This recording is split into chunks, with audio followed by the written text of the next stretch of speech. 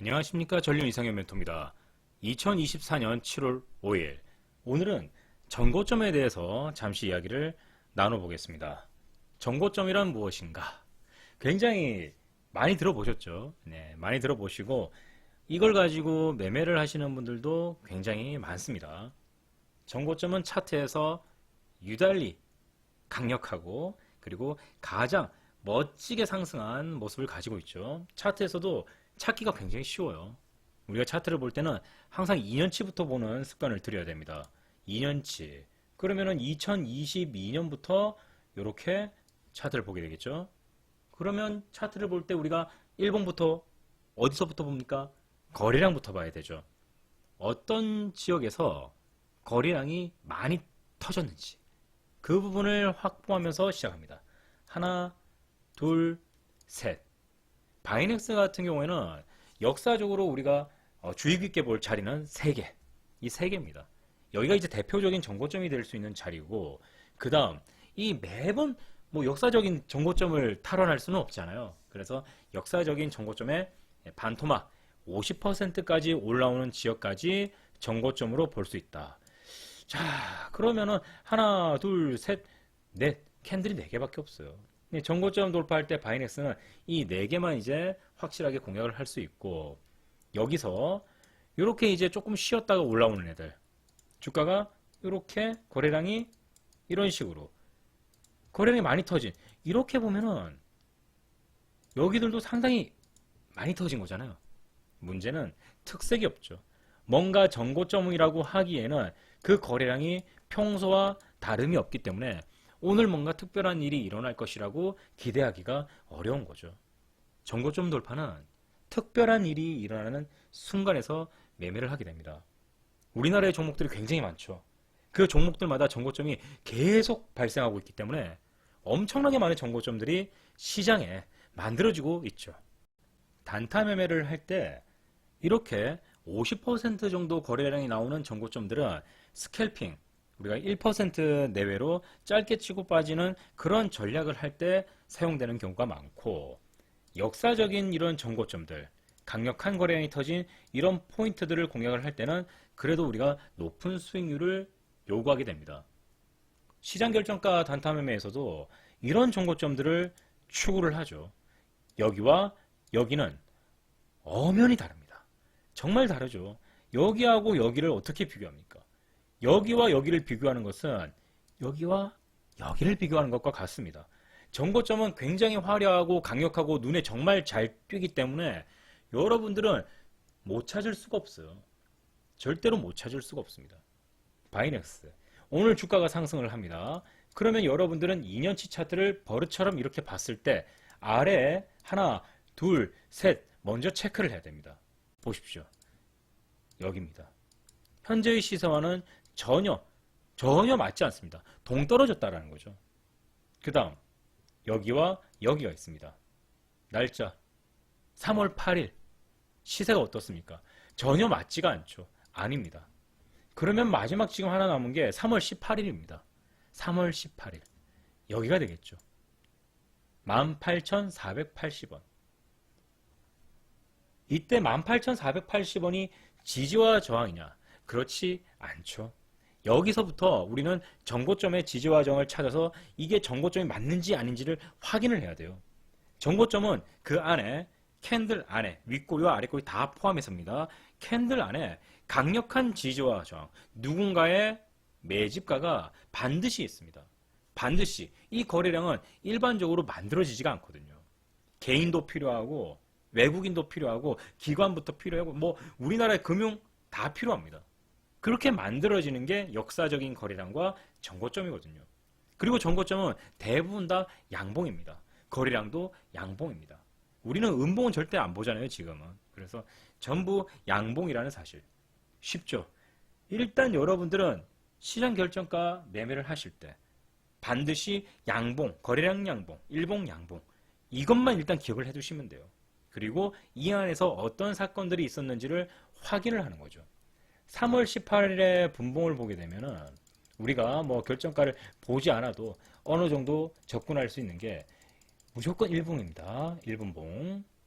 여기 3월 18일 거래량이 굉장히 많이 터지고 있는데 똑같은 규칙이 어느 자리에서 일어나려고 하죠.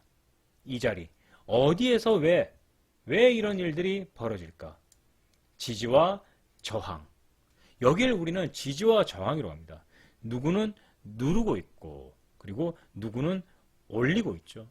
그래서 이런 자리들을 우리가 지지와 저항이라고 생각을 하고 이 안에서도 가장 강력한 타점을 찾아가는 거죠. 과연 바이넥스는 가장 강력한 타점은 어디일까? 어디에 있습니까, 여러분들? 가장 선명하고 정확하게 반등이 나오고 있는 자리는 어디일까요? 확대해 보겠습니다. 거래량이 많이 터지죠. 특별한 자리에서는 장 초반에 거래량이 굉장히 많이 터집니다. 그리고 이후에 물론 오전장에서 터지는 경우도 있죠. 대부분 오전장에 많이 터집니다.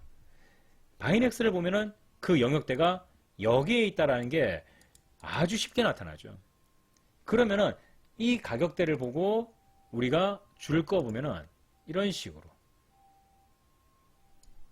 이런 식으로 지지와 저항이 만들어지는 거죠.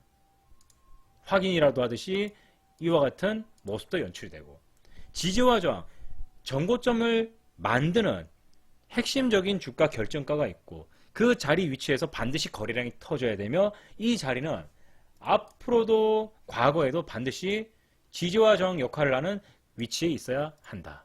그리고 여기서는 반드시 거래량이 터져야 된다. 이렇게만 이제 기억을 해두시면 전고점 찾기가 굉장히 쉽죠. 1분봉으로 디테일하게 보게 되면 전고점이 어디입니까, 여러분들? 저와 함께 같이 그려봅니다. 이렇게 되죠. 전고점입니다. 거래량이 1분봉에서 아주 많이 터지죠. 돌파를 위해서 거래량이 강력하게 터지는 겁니다. 이때 여러분들은 눈치챌 수가 있겠죠. 아, 여기가 전고점이 확실하구나. 눌림목 매수 그리고 매도까지 상당히 좋은 매매가 이루어졌습니다. 그래서 바이넥스를 하신 분들은 앞서서 타겟이 몸통의 크기가 좀 작긴 하지만 유일한 전고점이 되는 거잖아요. 제가 가장 좋아하는 전고점, 유일한 전고점. 그래서 바이넥스는 돌파 이후에 이 타점에서 여러분들이 얼마든지 매수를 해서 수익 낼 수 있는 좋은 종목이었다라고 이야기를 해드리고 싶습니다. 전고점은 다시 한 번 더 우리가 개념을 잡자면 이 전고점은 각각의 층마다 시세가 있습니다. 여기에 전고점, 여기에 전고점, 여기에 전고점, 여기에 전고점 이런 식으로 해서 각각 층마다 그 시세를 관리하는 특별한 캔들이 있다는 거죠. 이 캔들들은 전부 거래량이 대단하고 장대 양봉 몸통의 크기도 크고 윗꼬리 아랫꼬리 이 이격을 지키기 위해서 굉장히 흔들어댑니다. 그런 신호들이 각 층마다 다 있기 때문에 여러분들은 전고점을 공략할 때 유일한 전고점이다 1순위로 봐주시고 당연히 이격도 좋아야 되겠죠. 결정가의 이격도가 좋고 그런 전고점들은 현재와 그리고 과거 지금의 어떤 차트에서도 주가를 제어한다는 거죠. 주가를 제어한다. 자, 전고점은 차트를 장악하고 있습니다. 각각 층마다 가격대마다 모두 다 있기 때문에 이 캔들을 찾음으로써 여러분들은 얼마든지 시세의 변화를 오고 가는 매매를 할 수 있다는 거죠. 눌림목 매매든 전고점 돌파 매매든. 그래서 전고점을 찾는 게 가장 중요합니다. 오늘 급등주 이 종목들을 봐도 전고점 돌파하는 종목들이 굉장히 많아요. 우리가 추구하는 종목들은 모두 다 장대 양봉과 몇 가지의 조건을 가지고 있죠. 그런데 어떤 종목들을 봐도 전고점은 정말 많거든요. 여기가 당연히 전고점일 것이고 여기가 전고점일 것이고 그런데 이런 것도 얼마든지 전고점이 될 수 있다는 거죠. 거래량이 작다, 거래량이 많다. 이 구분을 피해서도 전고점은 분명히 발생을 합니다. 우리가 공략하는 곳이 장대양봉 그 크기가 큰 것을 공략하는 것은 반등이 나올 때 이격도가 그만큼 크기 때문이에요. 전고점이 작다. 그러면 반등 또한 그렇게 크지 않는 현상이 많아요. 전고점이 크다. 그러면은 이 전고점 큰 이 이격도를 전부 다 먹기 위해서 주가의 반등폭도 굉장히 크게 일어나고 거래량도 엄청나게 일어나죠. 그래서 좋은 정고점을 찾기 위해서 공부를 하는 거죠.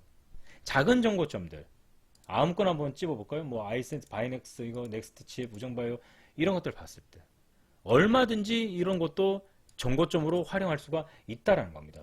이런 정고점들을 활용하는 것은 대부분 아주 소액으로 스캘핑을 하는 거죠. 몇백만 원 단위로 빨리 치고 빠지는 겁니다. 왜? 이런 정고점들도 분명히 이격도를 가지고 돌파와 눌림의 움직임을 갖기 때문이죠. 무조건 버리는 차트는 아니라는 거예요. 정고점의 대상의 크기가 작아지거나 그 조건부가 약해지면 그 조건부에 맞춰서도 얼마든지 매매가 가능하다는 거죠. 이런 얘기 들어보셨죠? 뭐 거래대금이 너무 작다. 뭐 타겟 너무 작다. 그러면은 그 수준에 맞춰서 얼마든지 또 매매를 할 수가 있는 겁니다. 무조건 나쁘다. 이건 쓰레기네. 그게 아니라 그 조건부에 맞는 얼마든지 다른 매매를 할 수가 있는 거죠. 잠시 보도록 하겠습니다.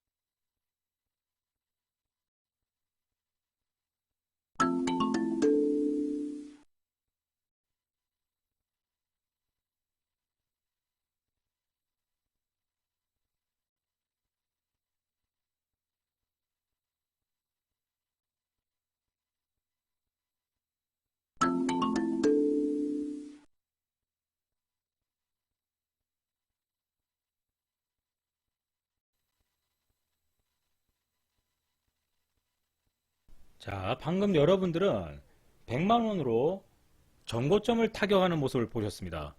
그런데 여기서 이상한 점을 발견했죠. 우리가 수업 시간에 배웠던 정고점이 아니라 말도 안 되는 형편없는 그냥 양봉. 그렇죠. 거래량도 별로 없었어요. 이런 것들도 정고점 역할을 합니다. 앞서서 설명해드렸다시피 강력한 정고점을 노리는 방법이 있고 눈앞에 직전 고점을 노리는 방법이 있습니다. 전고점은 앞서서 말했던 것처럼 굉장히 화려하고 강력하고 역사적인 축이 되는 것을 전고점이라고 하고, 그리고 거래량은 없지만 뭔가 이 캔들을 중심으로 시세의 변화가 일어나고 있음을 감지하는 것, 그런 것들을 우리는 직전 고점이라고 얘기를 많이 하죠. 직전 고점은 추세 전환의 신호, 도치 캔들 이런 식으로 추세의 변화를 감지하는 용도로 많이 쓰이는데, 이때도 추세의 변화가 반드시 일어나야 되기 때문에 1%, 2%의 반등폭이 나오는 거죠. 그래서 이때 들어가서 나왔다, 들어갔다 나왔다. 스캘핑을 할 때 매매가 몇백 개씩 몇십 번씩 나오잖아요. 여러분들이 아침에 앉아서 스캘핑을 한다, 이렇게 급등주에서 만약에 스캘핑을 하고 있다, 그러면 매매 횟수가 어마어마합니다. 수십 회? 어휴, 엄청 많죠. 어떻게 그렇게, 그 모든 타점들이 대부분 직전 고점과 전고점에서 일어나거든요. 이때 돌파와 눌림, 탄력은 보통 1%에서 2% 아래로 나옵니다. 그러나 역사적인 전고점에서는 상한가도 나오고 10%도 나오고 2%는 우습게 나오죠. 그래서 그 타겟을 전고점으로 정하느냐 직전 고점으로 하느냐, 이 차이는 굉장히 명확하게 나뉠 수밖에 없죠. 방금 여러분들께 보여드린다고 100만 원으로 직전 고점을 타격했습니다. 그 차이를 여러분들이 한번 꼭 비교를 해서 공부를 해보시기 바랍니다. 첫 번째 에브리봇부터 보도록 하겠습니다. 전고점으로 따져봤을 때는 우리가 역사적인 전고점, 그러면은 여기 너무 작다 해도 한 여기까지 이런 식으로 체크가 가능하겠죠. 그런데 타점이 어디서 나왔습니까? 타점이 여기입니다. 여기를 직전 고점으로 해서 지지와 저항이 이런 식으로 이렇게 만들어지고 있는 거죠. 이렇게 이렇게 시세를 갈라 놓았을 때 요런 캔들들, 요게 직전 전고점입니다. 직전 고점이라고 하죠. 타겟, 여기를 타겟으로 해서 돌파, 그리고 눌림이 왔을 때 매수, 그리고 매도가 나갑니다. 앞에 영상을 보시면은 바로 타점이 나오죠. 이제 유니테크노입니다. 어디일까요? 차트를 이렇게 보면은 직전 고점으로 볼 수 있는 가장 조촐한 봉이 이렇게 나옵니다. 그리고 이 캔들이 현재의 주가를 이렇게 조정하고 있다 보는 거죠.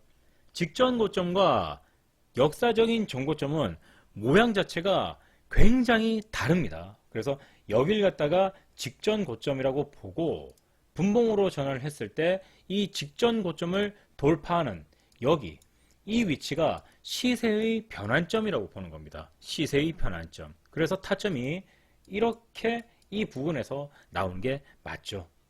유니테크노는 직전 전고점을 여기로 보시면 맞게 되는 겁니다. 지금 전고점만 공부를 하시다가 직전 고점을 보고 계신데 이건 시장결정가 매매에서 여러분들께 보고 이렇게 하라는 얘기가 아니라 전고점과 직전 고점의 활용도와 어떻게 생겼는지 그런 부분들을 알려드리는 겁니다. 우리는 어디까지나 아주 강력하고 예쁜 역사적인 전고점을 타격합니다. 마지막 종목으로 퀀텀원을 보겠습니다. 환기 종목입니다. 이렇게 뭔가 딱지가 붙어있는 종목들은 우리가 매매를 안 하죠. 안 하는데 스캘핑이라는 것 자체가 굉장히 짧은 찰나의 순간을 공략을 하는 거잖아요. 하루에도 수십 번씩 50번, 70번 전고점, 직전 고점만 있으면 무조건 거래를 하거든요. 직전 고점과 전고점은 하루에도 몇백 개씩 나오잖아요. 너무 오버했나요? 한 100개 정도 나와요. 정말 100개 정도가 나오는데 와, 그걸 갖다가 전부 다 공략하시는 분들이 분명히 있다라는 거죠. 하루에 정말 대단하신 분들이에요. 퀀텀원의 차트를 보게 되면 어디일까요? 전고점으로 보이는 곳이 정말 많죠. 네, 정말 많습니다. 거래 대금이 많이 터지지 않을 뿐이지 거래량은 그래도 그 종목의 특성상 좀 나와주니까 호가창도 항상 보면은 좀 들어갔다 나올 만큼은 만들어져 있다라는 거죠. 어디겠어요, 퀀텀원? 여기죠. 5월 22일 여기 전고점이 아니라 지금 직전 고점에 대해서 설명을 드리고 있습니다. 이 캔들이 아무것도 없어 보이지만 좌우로 차트의 움직임을 관리하고 있다는 거죠. 직전 고점은 최근에 주가의 움직임을 관리를 하거든요. 전고점은 시세를 아예 나눠버리고 직전 고점은 최근에 자잘한 시세들을 조절하고 있고 이 차트의 지지와 저항을 보게 되면 상당히 쉽게 나타납니다. 어디입니까 여러분들? 이렇게 좀 더 아래죠. 너무 크게 그렸네요. 자, 이렇게 최근의 시세들을 뭔가 주가가 관리되고 있음이 느껴지죠. 네, 이 짧은 구간 안에서도 관리하는 모습 이런 것들이 직전 고점에서 자주 나타나는 거예요. 그래서 퀀텀원 같은 경우에도 여기를 돌파하고 눌림을 줄 때 매수를 한다. 그랬을 때 이렇게 됐죠. 돌파, 눌림, 매도 이런 식으로 이런 전고점들 직전 고점이라고 해야 되죠. 계속 찾아다니는 거예요. 그러니까 쉴 틈이 없죠. 쉴 틈이. 전고점이라고 딱 한다면은 우리가 차트를 이렇게 놓고 위에서부터 여기 이렇게 체크를 하겠죠. 그런데 이런 부분들은 직전 고점으로 활용을 한다는 거죠. 추세가 전환되는. 아까 유니테크노에서 봤을 때도 우리가 전고점을 여기로 체크를 했잖아요. 그리고 가로선을 한번 쭉 그어보세요. 그러면은 현재의 짧은 시세들을 관리하는 모습들이 이런 데서 나타나는 거죠. 쉽게 정리를 하자면은 역사적인 전고점은 시세를 크게 관리를 하고 직전 고점 같은 경우에는 주변의 시세를 자잘하게 관리를 한다. 직전 전고점은 전고점보다 발생 빈도가 수십 배 엄청 많죠. 역사적인 전고점은 한 종목에 그렇게 많이 등장을 하지는 않거든요. 그래도 시세마다 다 있기 때문에 주가가 오늘 급등한다 하면은 전고점 공략이 항상 가능하게 되는 겁니다. 직전 전고점은 엄청나게 많죠. 스케일핑을 할 때는 그런 자리만 쫓아다니는 거니까.